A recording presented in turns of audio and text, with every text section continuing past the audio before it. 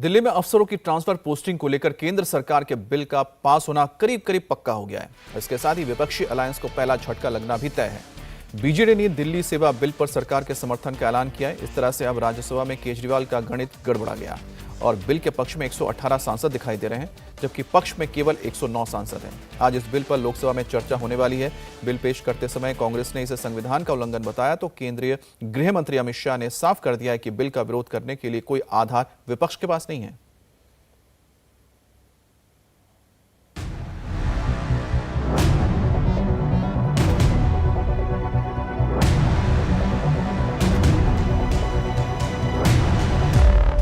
दिल्ली सेवा बिल का पास होना तय। सरकार के साथ बीजेडी आप का गणित गड़बड़ाया। संसद में केजरीवाल के साथ Congress. It is designed of digging up a graveyard for cooperative federalism.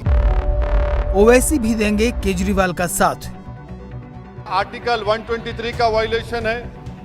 एक सिंपल बिल से आप संविधान को अमेंड नहीं कर सकते। आज लोकसभा में होने वाली बहस से पहले ही ये संकेत मिल गए हैं कि इस बिल का पास होना तय हो चुका है, क्योंकि दिल्ली सेवा बिल पर एनडीए को बीजेडी का साथ मिल गया है। लोकसभा में एनडीए और बीजेडी मिलाकर 344 सांसद बिल के पक्ष में हैं, जबकि विरोधी अलायंस का टोटल नंबर सिर्फ 131 सांसदों का है। लोकसभा में अन्य दलों और इंडिपेंडेंट्स के कुल 64 सांसद हैं। इतना ही नहीं, राज्यसभा में भी बिल का पास होना करीब करीब पक्का हो गया है। राज्यसभा में आईएनडीए गठबंधन को 109 सांसदों का समर्थन मिलता दिख रहा है। दूसरी तरफ सत्तारूढ़ एनडीए के पास राज्यसभा में 100 सांसद हैं। जगनमोहन के वाईएसआर के 9 और बीजेडी के 9 सांसदों को मिलाकर सरकार की ताकत 118 सांसदों की हो गई है। इसके अलावा 2 निर्दलीय सांसद भी इस ऑर्डिनेंस पर सरकार का साथ दे सकते हैं। केंद्र सरकार 19 मई को जो अध्यादेश लाई थी, उसके मुकाबले अब बिल में कुछ जरूरी बदलाव किए गए हैं। केंद्र सरकार ने बिल लाने से पहले सेक्शन 3A और 45D में अहम बदलाव किए हैं। धारा 3A जो अध्यादेश का हिस्सा थी, उसे विधेयक से पूरी तरह हटा दिया गया है। विधेयक में अध्यादेश की धारा 45D के तहत प्रावधानों को कमजोर कर दिया गया है। धारा 45D बोर्ड, आयोग, प्राधिकरण और वैधानिक निकायों के लिए की जाने वाली नियुक्तियों से जुड़ा है।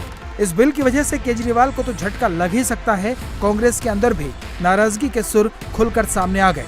कांग्रेस ने सदन में केजरीवाल का समर्थन किया तो दिल्ली में पार्टी के नेता नाराज हो गए।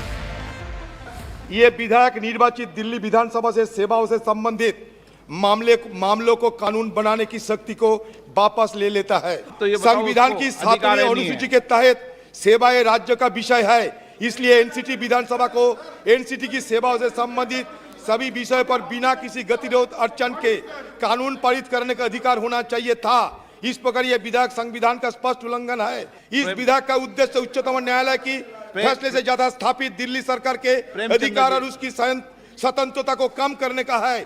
उच्चतम न्यायालय की फैसले को बदलने की कोशिश कर और दिल्ली सरकार के मामलों में हस्तक्षेप कर केंद्र सरकार संघवाद के उस महत्व को कमजोर करना चाहती है जो हमारी मजबूत और कार्यात्मक लोकतंत्र के लिए आवश्यक है। ये संविधान से मेरे हिसाब से तो उसके जो दिल्ली का स्टेटस है उसके हिसाब से है, कोई इसमें गलत बात नहीं। मैं तो बार-बार इस बात को उठा रहा हूँ। ठीक है, अब वो अकेले अरविंद केजरीवाल ने पूरे की पूरी एनडीए महागठबंधन को एक तरीके से गलत समझाया है, तो अब ठीक है, जब कोई बड़ा गठबंधन गलत समझ ले तो वो उनकी गलती है, उसमें मैं कुछ नहीं कह सकता। कि अगर दिल्ली को आपको पावर देनी है तो दिल्ली को पूरा राज्य बनाइए। ठीक है, यूनियन टेरिटरी की तो इतनी ही शक्तियां होती हैं, मुझे कोई दिक्कत नहीं है। आपको चाहते हैं कि पूरे राज्य का दर्जा मिले, पूरे राज्य का दर्जा दो ना। वो बिल क्यों नहीं ले आते?